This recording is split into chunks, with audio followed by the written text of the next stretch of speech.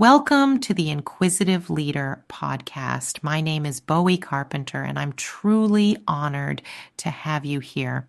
Over the years, I've had the privilege of wearing many hats: visionary, advisor, strategist, a leader of large-scale teams, and more recently, an executive coach. It's a journey that has spanned over 30 years and has taught me countless lessons about leadership, personal growth, and the power of community.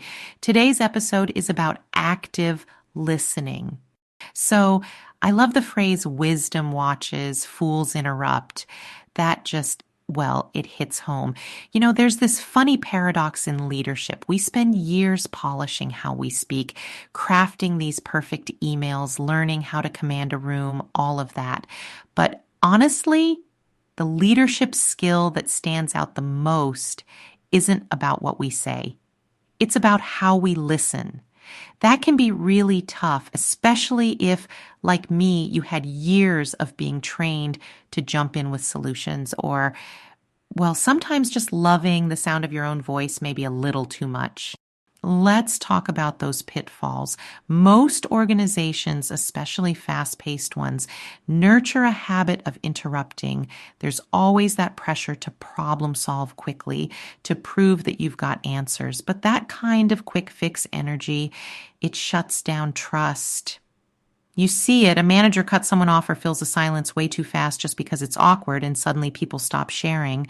I've done that myself.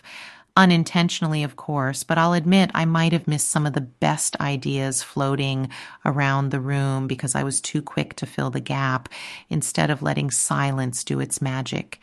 The truth is, patience and presence are the secret weapons of wise leadership.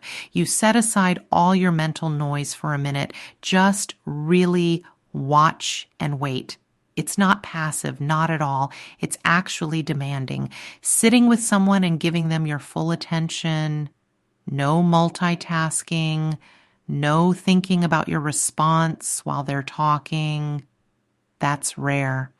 And what happens is other people start to feel safe. That's when you see creativity come alive, people speaking up with honest thoughts, not just what they think you want to hear. It's a bit like what we touched on in that episode about flaws, where we talked about seeing the strengths behind what we usually try to gloss over. There's so much wisdom hiding in the places we'd usually rush past. So where was I going with this? Right, the point is, great leadership starts in those silent moments. That's where all the good stuff gets unlocked. Okay, so there's a pretty cool neuroscience angle here. When you really listen, like you focus on someone else's words and their feelings, your brains actually start lining up. It's called interpersonal neural coupling. That's a mouthful, but basically your attentiveness helps you sync up with whoever you're talking with. Empathy literally lights up. It's wild.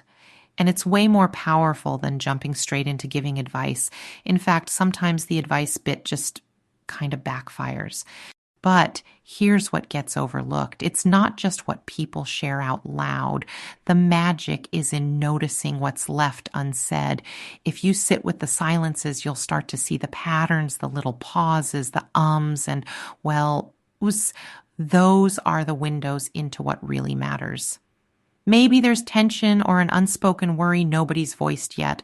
Or on the flip side, sparks of excitement about a new idea that just need a little encouragement to come out. And, as I learned the hard way, if I'm too quick to jump in or fill the quiet, I totally miss those cues. Sometimes people are just gathering courage to share their real concern, or maybe they're thinking through something they can't quite say yet. Leaders, if you can be patient with that, you'll catch so much more than just what's on the surface. So attentive silence, it's not about disengaging, it's about becoming hyper-present. In those few seconds of quiet, information emerges that would never appear if you pushed too hard or filled every gap. And that's what allows your team really to move from just exchanging information into genuine connection and deeper understanding. which, by the way, is something we talked about in that episode about embracing uncertainty. Stillness sometimes gives you a clearer signal than any rushed answer ever could. Now, let's get practical because, well, listening is only as good as how you put it into action every day.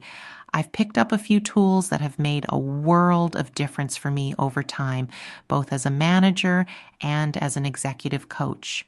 First up, and this is so simple but so tough in the moment, pause before you respond. I do a slow count to 3 in my head. It sounds silly, but it stops me from jumping in reflexively. Open-ended questions are another favorite. Instead of saying, "Do you agree?" I'll ask, "What else do you see?" Or, "Can you tell me more?" These invite longer stories and insight. Then always reflect back, paraphrase what you heard. So if I'm understanding you, what matters most is that way people know you're actually listening, not just nodding politely while you plan your reply. But honestly, a lot happens even before anyone speaks. Watch the nonverbals, body language, tone, the way someone's fidgeting or suddenly sits upright. Sometimes someone's nervous, sometimes it's excitement. Leadership isn't just about managing what's said, it's tracking the whole vibe in the room. Here's the ripple. When you model attentive listening, your team catches on. They do it with each other. Over time, the culture changes. It just does. People become curious, more likely to ask others for their thoughts, and less likely to make snap judgments or shut things down too fast. It becomes an environment where innovation, resilience, and that spirit of progress, not perfection, really thrive. So give some of these practices a try this week and see what emerges from the pauses, the silences, and the presence you bring. I'll be back with more tools soon, but for now, choose to watch, choose to listen, and see how your leadership unfolds.